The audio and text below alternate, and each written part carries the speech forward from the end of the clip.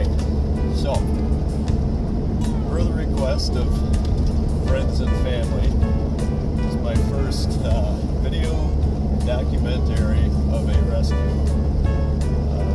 We're on our way to start into the first stages of resurrecting a mid-1940s Bucyrus Erie cable pull shovel, or otherwise known as a cable backhoe.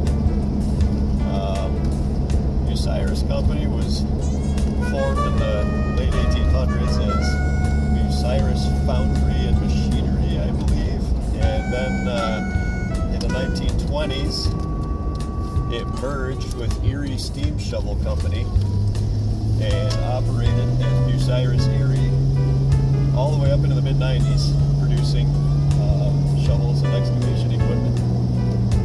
So I'll get back in touch when we get there.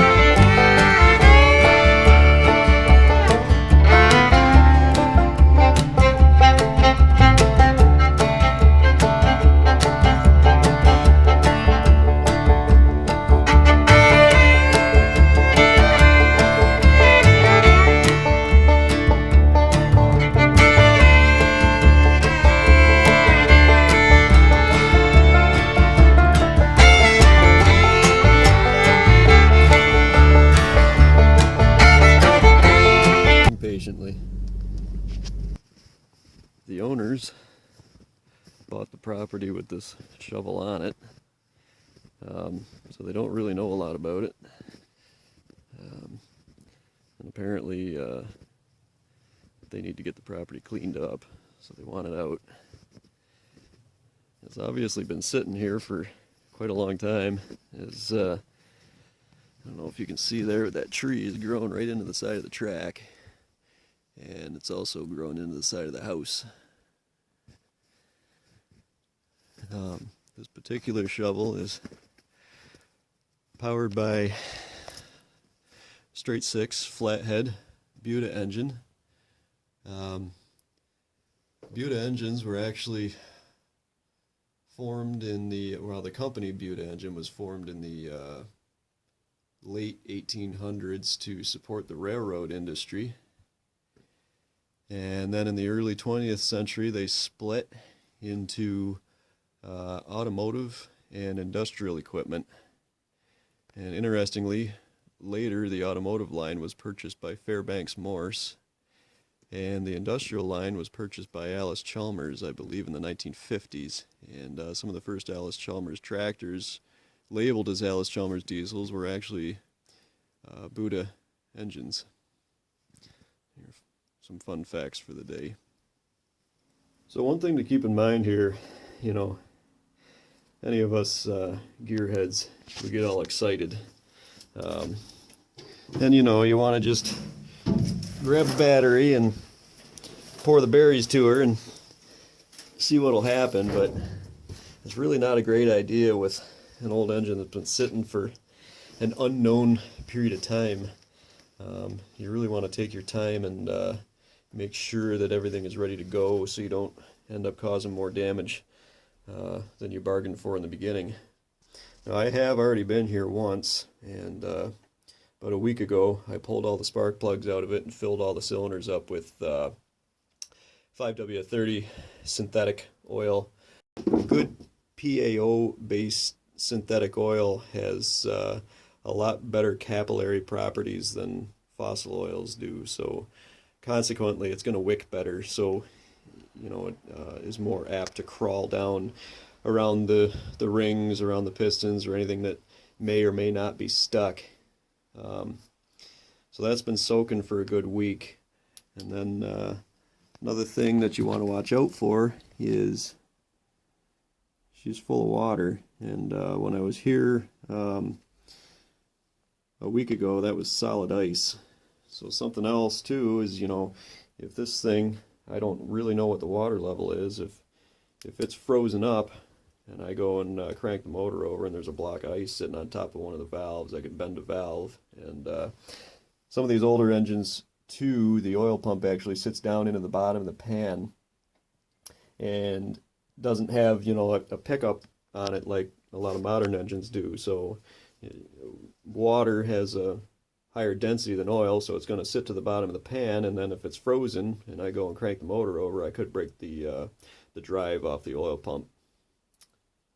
So we're gonna throw a 300-watt oil pan heater on this and make sure that it's good and warm, and maybe chuck a space heater at the side of the manifold here and see if we can get the fluids out of it.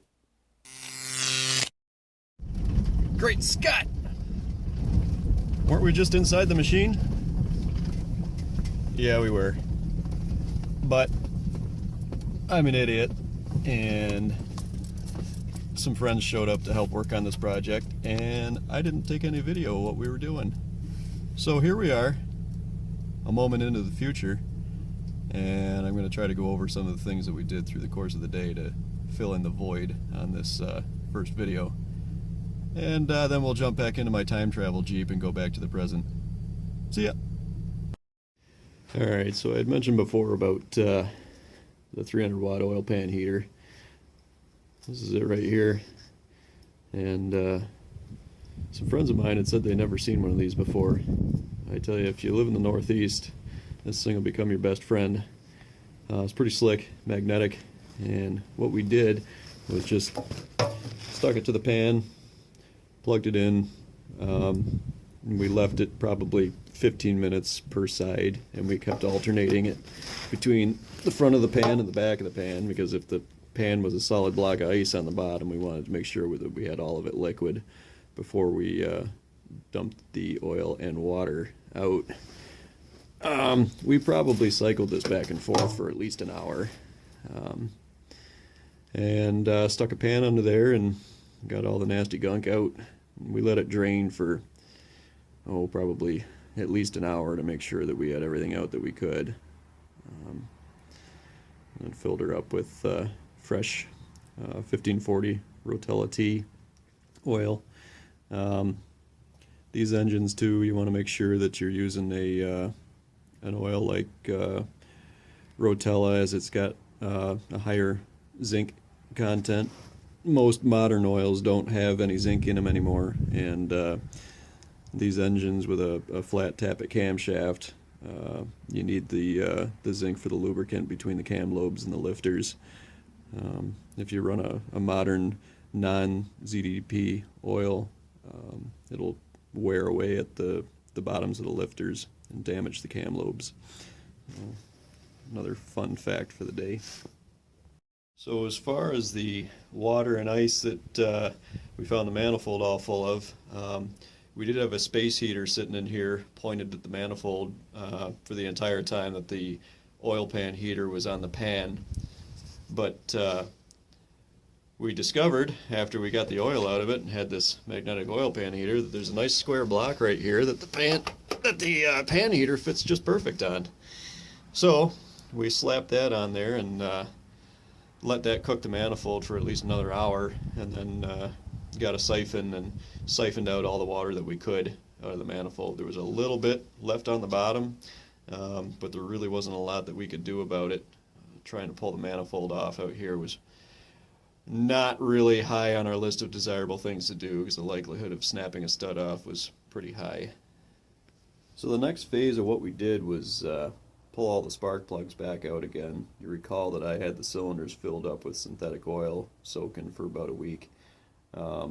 And then what we did was we put the crank in it and gave it a shove by hand and started it turning. It was a little reluctant at first, which is really not surprising as it was full of water, so there was some rust issues in there, but it wasn't really locked right up. It was just tight. So we ran it around a few times with the crank by hand, just made sure everything felt good till everything felt loose and free. And then the next step was to chuck a battery in it with the spark plugs out and test the starter motor and see if she spun free. So if you're working on old stuff, one of these is an absolute essential.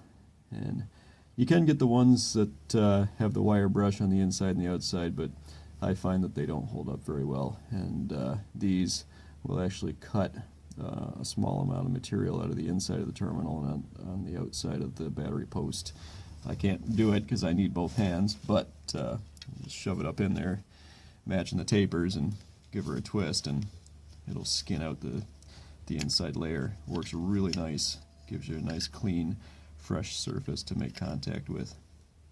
Alright, so we got an extra tractor battery here. Negative first, always. And this is always nerve-wracking because the first time you never really know what's going to happen. It's usually good to have a fire extinguisher on hand, but connection, no sparks, no draw. That could be really good or really bad sometimes too. But we'll give the starter button a hit and see what happens. Alright, here we go. There's the starter button.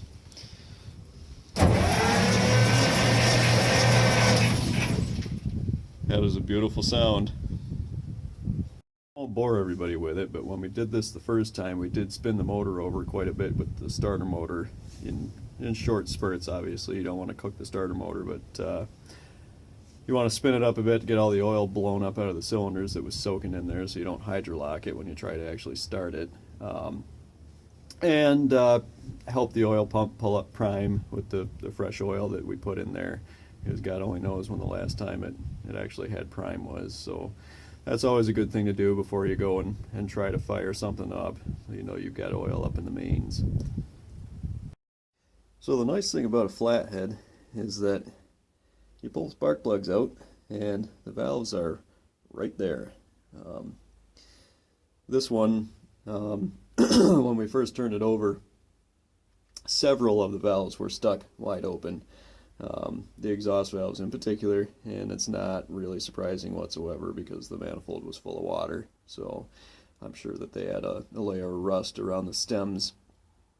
It's not really advisable, but if you're in a tight situation like this, you can take a small drift pin, go down through the plug hole, and gently tap the valve and see if it shuts. You do not want to tap it hard. You could pretty easily bend the head of the valve and then you'll never get a good seal on it. But if you tap on it gently, a lot of times if they're not terribly stuck, you'll be able to tap them shut again and get them freed up that way, especially after the cylinders have been soaking with oil.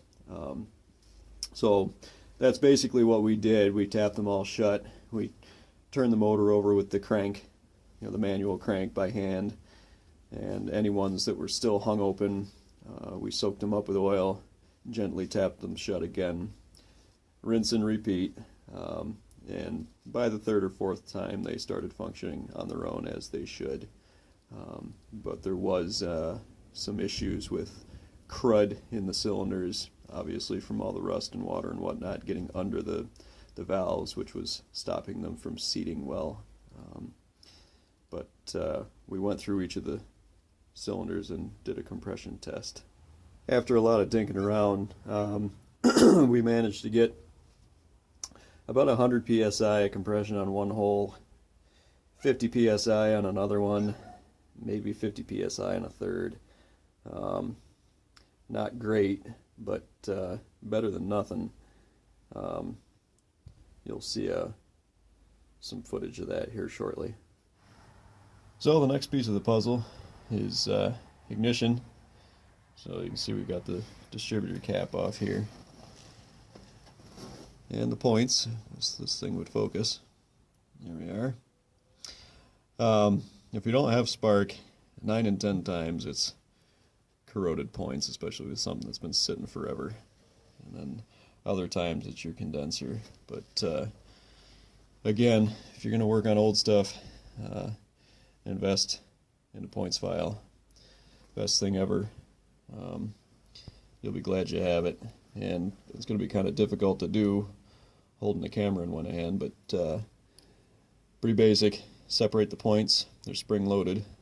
Slide your file down between them. Let the points close on the file, and then work your file in and out a few times to scrape the crap off the points. Once you've done that a bit, making sure to keep the file square to the contact faces, then you just get a little bit of brake cleaner and give it a quick squirt to get the grunge off of there. And then you want to check your gap, so you turn your motor by hand until your point's open and get a set of feeler gauges. And your open gap typically should be in the vicinity of about 15 thousandths of an inch. 20 will probably get you there, but you don't really want to be any over that.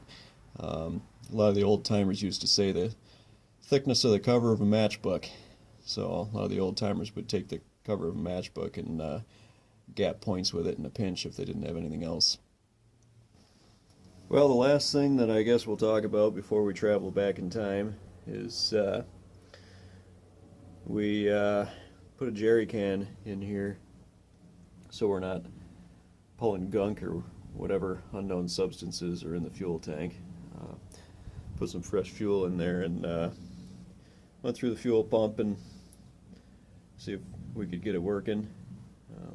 We were able to get it primed up, and it is moving fuel, so that's a good sign.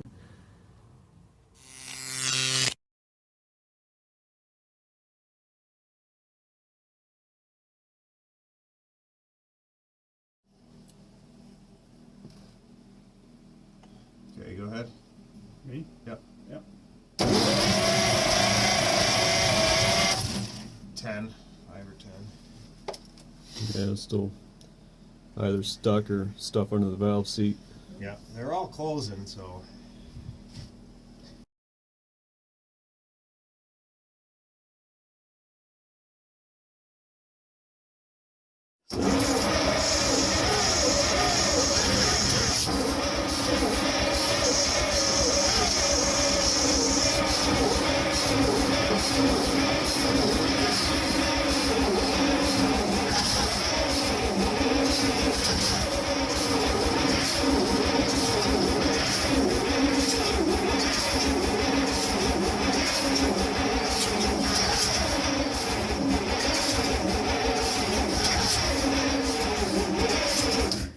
Starter or brake. Guys, it is trying to go, but it keeps blowing back through the